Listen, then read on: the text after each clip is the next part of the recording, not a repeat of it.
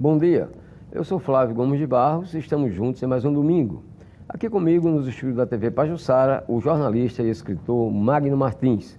Ele que lançou aqui em Maceió esta semana o livro O Estilo Marco Maciel. Na verdade, é a biografia de um político brasileiro que tinha como principal característica ser bastante discreto.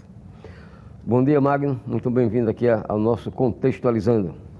Muito bom dia, Flávio. Uma pergunta para os mais jovens, quer dizer, a resposta para os mais jovens. Quem foi Marco Maciel? Marco Antônio de Oliveira Marco Maciel foi um pernambucano, formado em Direito, professor da Universidade Federal de Pernambuco, que ingressou na vida pública como líder estudantil.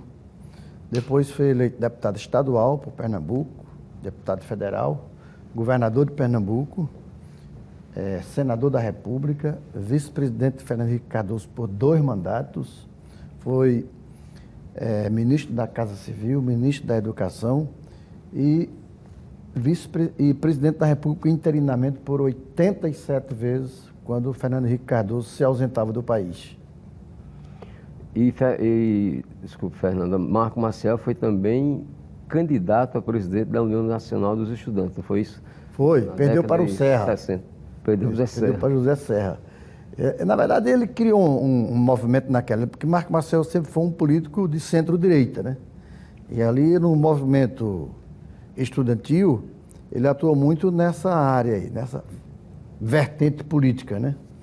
E quando ele perdeu a eleição, ele foi eleito por um movimento estudantil de direita lá em Pernambuco. E a partir daí ele começou a se firmar na vida pública e ingressou definitivamente na política como deputado estadual. Foi líder do governo na Assembleia, de Nilo Coelho. Depois ele prosperou na vida pública, foi deputado estadual. E aí ele passou 50 anos, Flávio, na vida pública. Exerceu os cargos mais importantes que um político almeja, sem nunca ter seu nome envolvido em nenhum tipo de corrupção, de vexames para políticos, porque sempre foi um cara ético, honesto. Você tem uma ideia, Flávio? Marco Maciel, como deputado federal, não usava sequer verba de gabinete. Né? Aquela verba que o político usa para combustível, transporte, correios e tal. Nunca usou. Como vice-presidente da República, cartão corporativo também nunca usou. Marco Maciel tem 3 filhos advogados, todos concursados, nunca empregou filho nenhum. A viúva Ana Maria Maciel sequer andava de carro oficial, concursada também, funcionária pública, aposentada. Um homem realmente acima de qualquer suspeita. Um homem que levava a vida pública como um sacerdócio. A política para ele era um sacerdócio, uma vida sacerdotal. Não dormia, não comia, só fazia trabalhar. Ô Magno, você é pernambucano, né? Mas atuou como jornalista durante muitos anos em Brasília, né? O que é que você poderia nos falar a respeito de Marco Maciel e a importância dele para a redemocratização do Brasil? Este livro, Flávio, ele trata da vida de Marco Maciel e da carreira política dele, desde o movimento estudantil até a chegada dele ao Palácio do Planalto como vice-presidente e presidente interino. Marco Maciel teve um papel importantíssimo no processo da redemocratização do Brasil, quando ele, pré-candidato à presidência da República, no colégio eleitoral, lá em 85, ele renunciou ao mandato dele, convenceu Aureliano Chaves a retirar a candidatura dele também, e Mário Andreasa trouxe Antônio Carlos Magalhães e os principais centros da direita em apoio à candidatura de Tancredo Neves. Ele enxergou em Tancredo uma janela para a retomada do processo de redemocratização do país, porque Paulo Maluf, que era o adversário de Tancredo, representava, na verdade, a continuidade do regime militar, do status quo. E ele não, ele buscou apoiar a candidatura de Tancredo, e foi graças ao apoio do centro-direita, dos movimentos conservadores da política, que Tancredo Neves foi eleito presidente da República. Ulisses Guimarães deu uma entrevista, na época, dizendo que se não fosse o papel que o Marco Maciel exerceu no processo de levar a direita em apoio a Tancredo Neves não teria sido eleito. Então, o Marco Maciel, ele marcou a vida dele como um grande aglutinador, um grande pacificador e um grande articulista político. E essa articulação feita com participação direta de Marco Maciel levou inclusive a um personagem muito marcante da direita a ser vice de Tancredo Neves, José Sarney. José Sarney, porque na verdade Tancredo queria o próprio Marco Maciel, né? Mas naquela época houve um impedimento partidário e Marco Maciel não pôde ser, porque Marco Maciel ainda estava no meio do mandato dele de senador, Sarney já estava no final do mandato dele de senador, e o vice tinha que ser do MDB, do mesmo partido do Tancredo Neves. E Marco Maciel não podia mudar de partido. Então teve aí a aglutinação toda em torno de José Sarney para ser o vice de Tancredo Neves. O engraçado é que Tancredo se aproximou tanto de Marco Maciel, embora o vice fosse Sarney, que toda a montagem do governo, todas as articulações, o pós-eleição de Tancredo Neves, ele buscava sempre ouvir Marco Maciel. Marco Maciel era a voz dele junto a esse segmento conservador do país. E Tancredo disse numa entrevista que o Marco Maciel foi o político mais importante que ele conheceu em termos de apagador de incêndio, um verdadeiro bombeiro, né? Porque houve muitas divisões na centro-direita em apoio a Tancredo. E Marco Maciel, com a habilidade que ele tinha, ele conseguiu aglutinar esse pessoal todo. E uma característica bem marcante do Marco Maciel é que, como alguns até dizem até hoje, né, ele é o melhor vice. Ele era o melhor vice para... Foi uma frase de Fernando Henrique Cardoso que está no livro, né? Fernando Henrique Cardoso deu um depoimento exclusivo para o livro e disse que Marco Maciel foi o vice dos sonhos de todos os presidentes da República. Qualquer candidato à presidência da República. Por quê?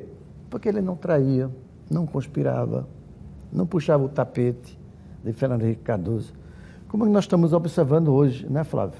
A política nacional está cheia disso, né? Governadores, prefeitos, próprio presidente. Você veja o exemplo lá atrás, quando houve o impeachment da Dilma, né? O papel que Temer exerceu, né, como vice-presidente, né? Tem um fato muito interessante lá em Recife, em Pernambuco, que na eleição de 2000, que João Paulo ganhou a eleição com o candidato dele, o João da Costa, que foi apoiado por ele, era um candidato insignificante, desconhecido, mas graças ao prestígio de João Paulo, que era um prefeito muito popular, ele conseguiu eleger o João da Costa. Mas João não tomou nem posse, já estava rompido com João Paulo. Nem a posse ele chegou a tomar. O rompimento foi para quantos governadores e presidentes lá atrás. O Itamar Franco próprio com o Collor, né? É outro exemplo disso, né?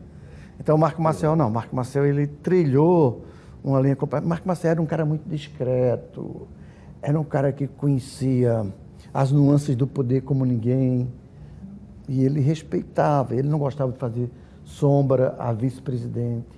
Você vê quando o Fernando Henrique viajava, Marco Maciel sequer despachava no Palácio Planalto, lá no quarto andar. Ficava no gabinete dele na vice-presidência. Ele entendia que o papel do vice, né? Quem deve aparecer é o titular, é o presidente e não o vice.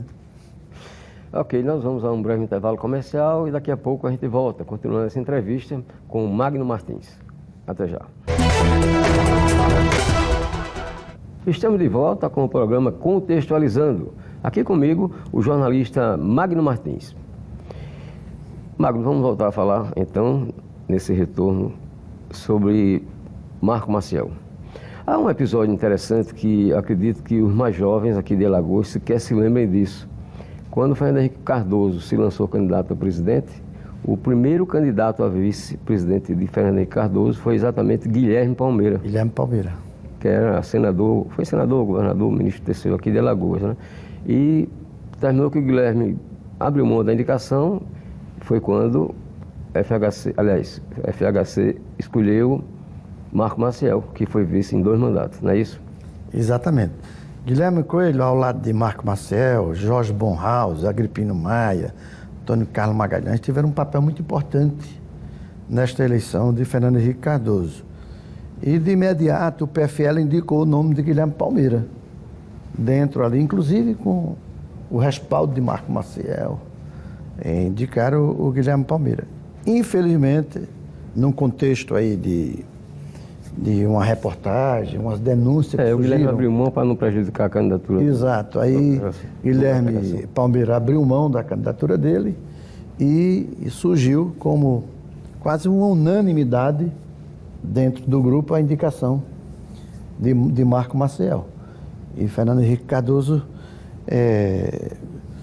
na época, elogiou, disse que Marco Maciel realmente foi um nome ali que se encaixou perfeitamente e que deu uma grande contribuição para pacificar, para acomodar ali as forças que estavam ao lado de Fernando Henrique. Eu convivi bastante com o Guilherme Palmeira, né? E eu sempre soube que ele tinha 2 grandes amigos no PFL. Marco Maciel era um deles. E o que chamava de alemão, Jorge Bornhaus. Jorge Bornhaus, catarinense, não é isso? É tanto, Flávio, que o prefácio do livro é do Jorge Bornhaus. E um prefácio realmente muito interessante, porque ele escreveu lá que quando se elegeu senador, Marco Maciel já estava no Senado, né? Marco Maciel teve 24 anos no Senado, 3 mandatos. E ele procurou Marco Maciel para se aconselhar. E Marco Maciel deu 3 conselhos a ele. Primeiro, chegar às segundas-feiras para se inscrever na ordem do dia na terça-feira, para pegar um bom horário para falar no grande expediente.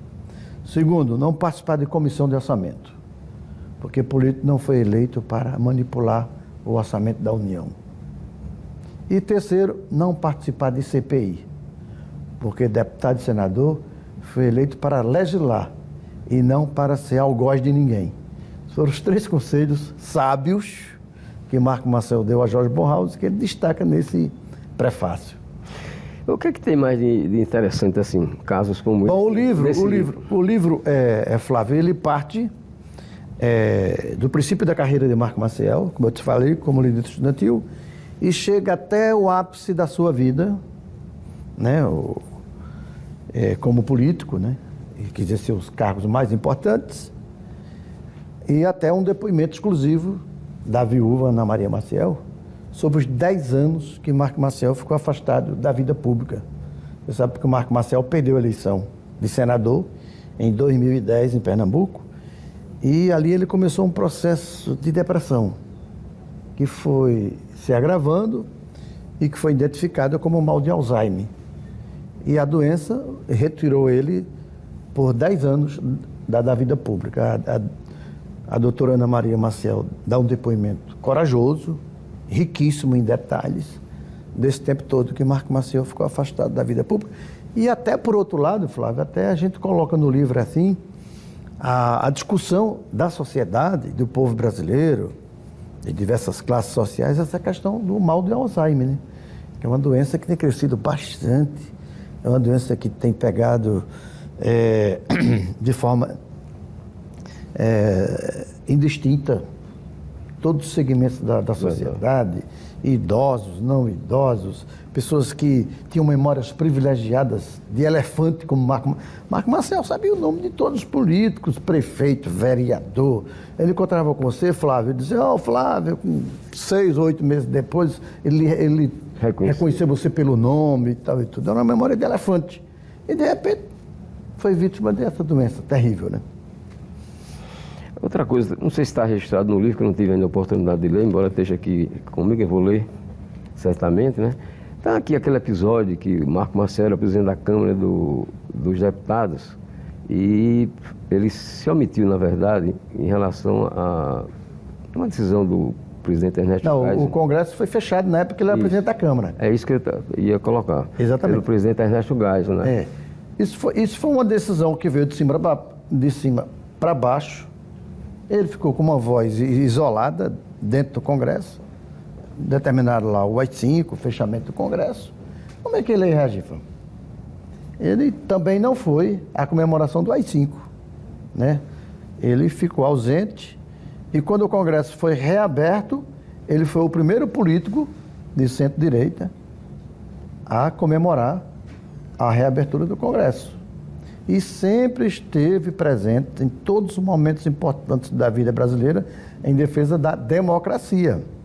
É tanto esse episódio aí dele em favor da candidatura de Tancredo Neves, porque ele queria a consolidação do processo democrático no Brasil, queria que os eleitores voltassem a eleger governadores, presidentes, tudo de forma direta, né?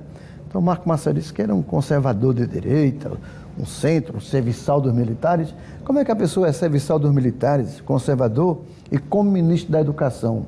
Ele tirou a União Nacional dos Estudantes da clandestinidade. Marco Marcel não era nada disso. Marco Marcel era um liberal democrata. Um outro aspecto é que ele mantinha amizade com todas as facções, as tendências políticas, não chamar de facção, que facção é uma expressão meio pejorativa hoje em dia, né? Todas as tendências políticas, direita, esquerda, inclusive tinha amizade muito próxima com Oscar Niemeyer, esquerdista, arquiteto, esquerdista, com Dom Helder Câmara, arcebispo de Olinda, na verdade. Então ele tinha esse lado também de um bom relacionamento, independentemente de opção política da outra parte. Marco Marcel, ele convergia, não divergia. Ele dizia que ele não tinha inimigos na política, tinha adversários. Então, onde ele pudesse exercer a praticidade dele, a inteligência dele e a capacidade dele de fazer articulação em favor de unir adversários, ele fazia. Ele tinha essa preocupação com o Brasil. Marco Marcel, ele era tão democrata e era um homem tão respeitado, que respeitava doutrinas de todos os políticos, tendências ideológicas e tal, que os comunistas, como você falou, ele era governador de Pernambuco e teve a melhor convivência com o Dom Helder Câmara, quando governador de Pernambuco. Oscar Niemeyer, outro grande comunista, convidou ele para ser o presidente da Fundação Oscar Niemeyer. Ele disse: por que você está me escolhendo? Ele disse: porque eu sou um homem honesto, decente e de bem. A instituição vai estar em boas mãos. Então, o Marco Marcel foi um homem probo, honesto. Passaram-se quase 50 anos de vida pública, ele em diversos cargos, e nunca teve seu nome envolvido em nenhum tipo de coisa errada.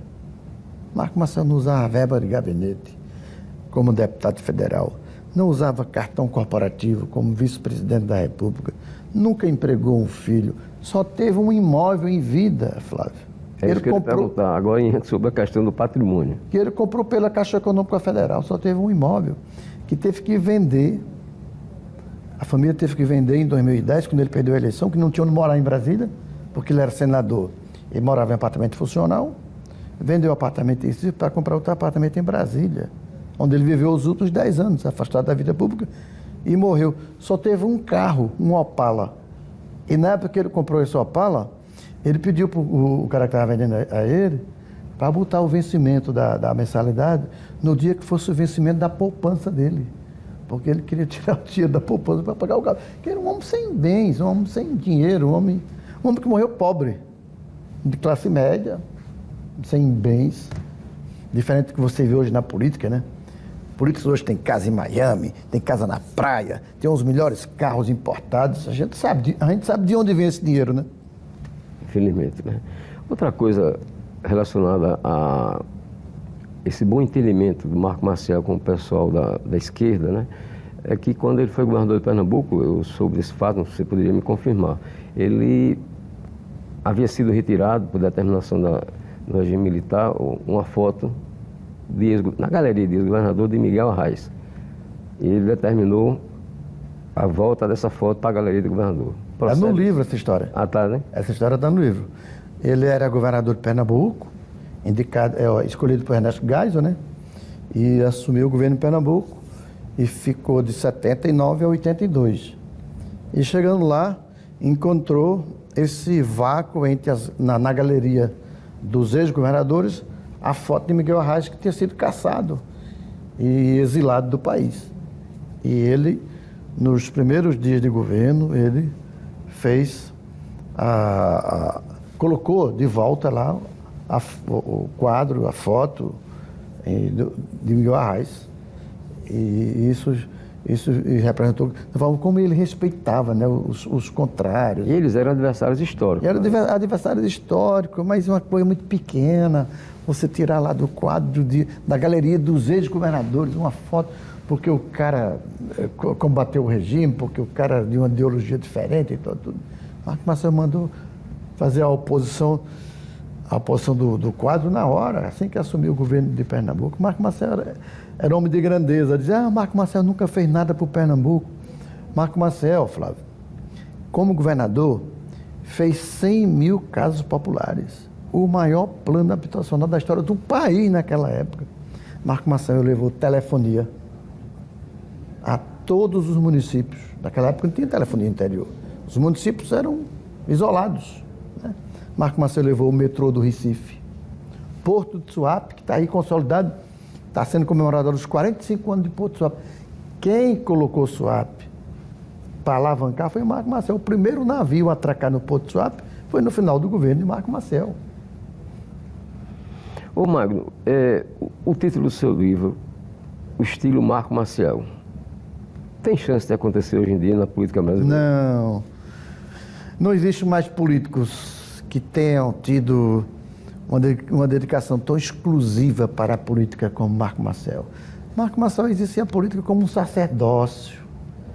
Marco Vinícius Vilaça, no discurso que ele fez, saudando Marco Marcel na Academia Brasileira de Letras, Marco Marcel foi acadêmico da ABL, ocupou a cadeira 39 de Roberto Marinho.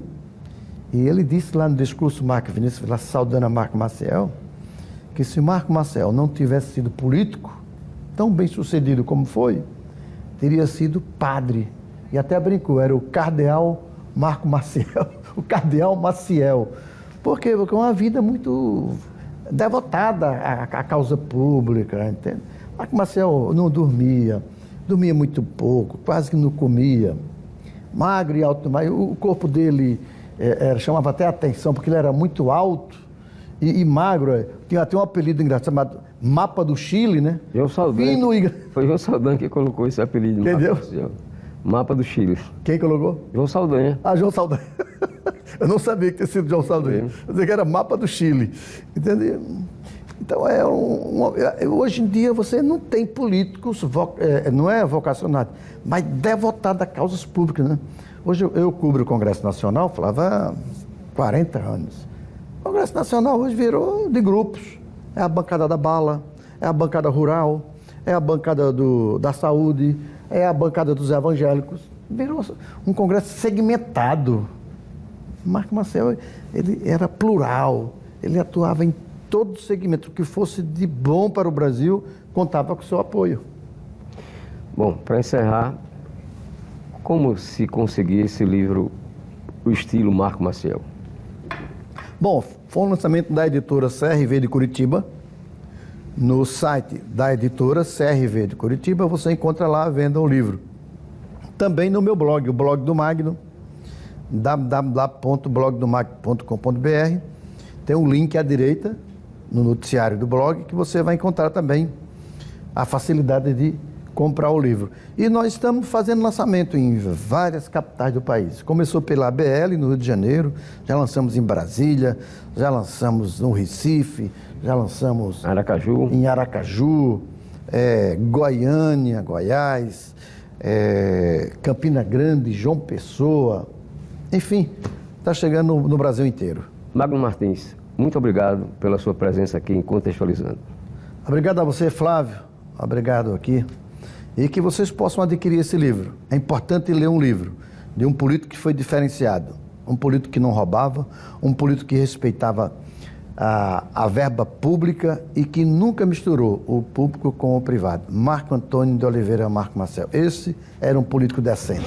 Ok, muito obrigado pela sua participação aqui em Contextualizando. Você pode rever essa entrevista no YouTube da TV Pajuçara. O programa Contextualizando deste domingo, que foi com o jornalista Magno Martins, termina por aqui. Um ótimo final de semana.